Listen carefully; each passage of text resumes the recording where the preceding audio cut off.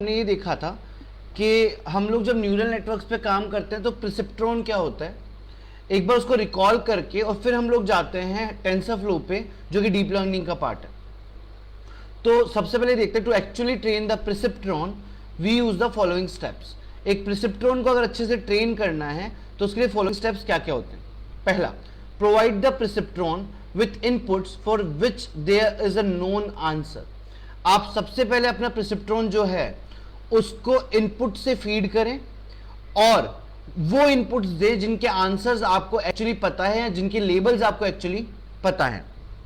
Second step, ask the perceptron to guess an answer. उसके बाद input देने के बाद आप अपने प्रिसिप्ट्रॉन को बोलें कि वो एक आंसर या आउटपुट गेस करे।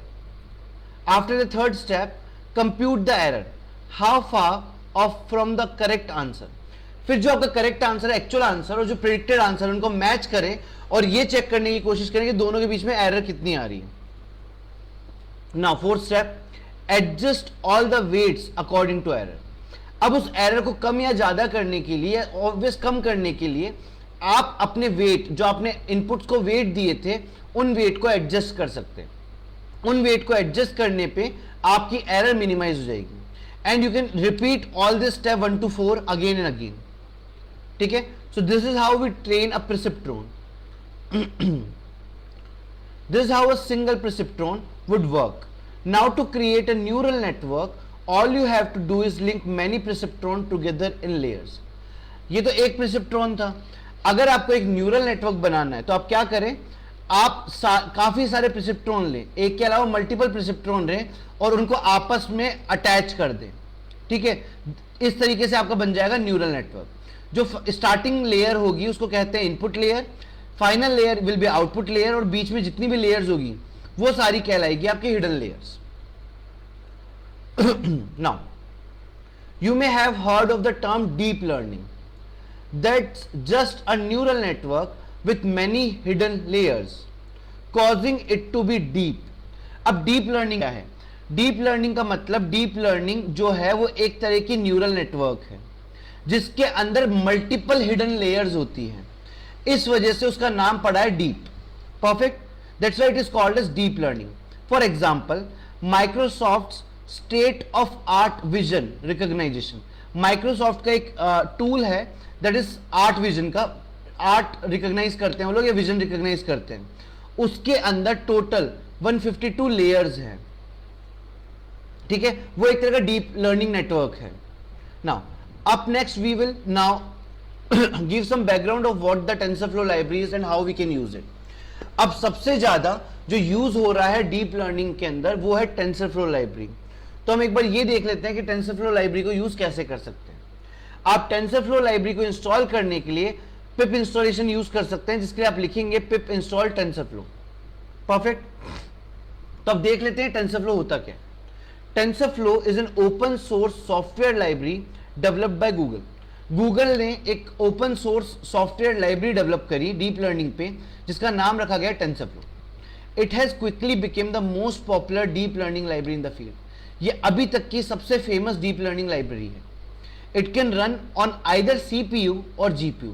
एक हार्डवेयर सिस्टम जो CPU रखता है अपने पास या GPU रखता है, ये दोनों टाइप ऑफ सिस्टम पे चल सकती है। Typically deep neural network run much faster on GPU। अगर आपके लैपटॉप्स में CPU की जगह GPU है तो आपके डीप न्यूरल नेटवर्क्स जो हैं वो थोड़े और अच्छे से चल पाएंगे या अच्छे से प्रोसेस हो पाएंगे। The basic idea of TensorFlow is to be able to create data flow graphs. TensorFlow का बेसिक आइडिया क्या है, क्या क्यों बनाया गया? जो आपके डीप लर्निंग मॉडल या न्यूरल नेटवर्क मॉडल के अंदर जो डेटा फ्लो होता है, उस डेटा फ्लो को ये ग्राफिकली समझा पाए या दिखा पाए, इसलिए बनाया गया TensorFlow। दिस ग्राफ हैव, इन ग्राफ में क्या क्या होता है? Nodes and edges. इन ग्राफ्स में नोड्स और एजेस दोनों होते हैं। मैं आपको एक बार दिखा देता हूं। सो बेसिकली अगर मैं बात करूं नोड्स एंड एजेस की ग्राफ के फॉर्मेट में, तो आप ऐसा मान सकते हैं कि ये एक ग्राफ है जो हमें दिखा रहा है हमें A to B जाना है। ठीक है, एक नेटवर्क है, जो एक प्रिसेप्ट्रॉन है A, उससे हमें B पे जाना है। मान लीजिए हमें B पे जाना है, फिर मान लेते हैं हमें B से वापस कहां जाना है, C पे जाना है, और हम A से C पे भी जा सकते हैं, ऐसा कुछ। तो यहां पे जो A है, C है और B है, ये हमारे नोड्स हो जाएंगे, और जो एरोज हैं ये हमारे एजेस हो जाएंगे। परफेक्ट। नाउ द एरेज और data passed along from layer of nodes to layer of nodes is known as tensor. अब ये layer of data, array of data क्या है, ये मैं आपको समझाने की कोशिश करता हूं। जैसे मान लो मैंने एक डायग्राम बनाया ये वाला, सही। इस डायग्राम के लिए मेरे को एक एरे बनाना है, लिस्ट बनाना है, मान लेते हैं ऐसा।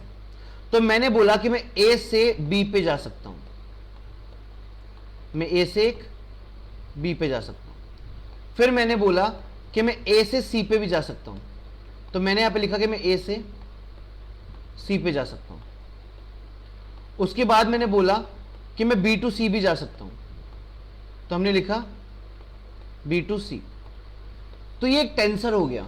ये टेंसर क्या डिनोट कर रहा है, ये इस ग्राफ का, ये इस न्यूरल नेटवर्क या डीप न्यूरल नेटवर्क का फ्लो एक्सप्लेन कर रहा है कि इसमें डेटा फ्लो कैसे हो रहा है, कहां से इनपुट लिया गया, आउटपुट कहां जनरेट हो रहा है, वो सारा फ्लो आपका जो टेंसर नेटवर्क है ये डिनोट कर रहा है। ये जो एरे है इस एरे का डेटा डिनोट कर रहा है। Now there are two ways to use TensorFlow. TensorFlow को यूज करने के दो तरीके हैं। पहला, कस्टमाइजेबल ग्राफ सेशन, एक टेक्निक है that is called as customisable graph session. या दूसरा, आप साइकिट लर्न लाइब्रेरी में जाएं और वहां से एक इंटरफेस पिकअप कर ले contrib.learn, वहां पे आपको डायरेक्टली टेंसर फ्लो मिल जाएगा। अब नेक्स्ट सेशन से हम लोग मैथमेटिकली और कोडिंग वाइज देखने जा रहे हैं कि टेंसर फ्लो कैसे काम करता है, किस तरीके से काम करता है, उसके कोड्स कैसे रन होते हैं। ये थोड़ा सा मैथमेटिकल कॉन्सेप्ट ज्यादा पड़ेगा। अगर आप इसके बारे में प्री रिक्विजिट देखना चाहते हैं, चीजें गो थ्रू करना चाह रहे हैं, तो आप टेंसर फ्लो की वेबसाइट विजिट कर सकते हैं। यहां पे आपको एक लर्न का सेक्शन मिल जाएगा, आप वो भी यूज कर सकते हैं। Tensor flow for web, mobile, production, आप यहां चले जाएं लर्न सेक्शन पे and you can go for here. अगर आपको इसके अलावा दूसरी लाइब्रेरी भी एक्सप्लोर करनी है, कैरास वगैरह, तो आप वो यहां से यूज कर सकते हैं। You will get all the tutorials from here and you will get all the topics, जितना भी आपको टेंसर फ्लो एक्सटेंड करना है अपनी नॉलेज को। Perfect. So this is all about deep learning, introduction to deep learning and TensorFlow introduction. From the next session, we will go to the implementation and mathematical logical concepts of TensorFlow. Thank you so much for this lecture.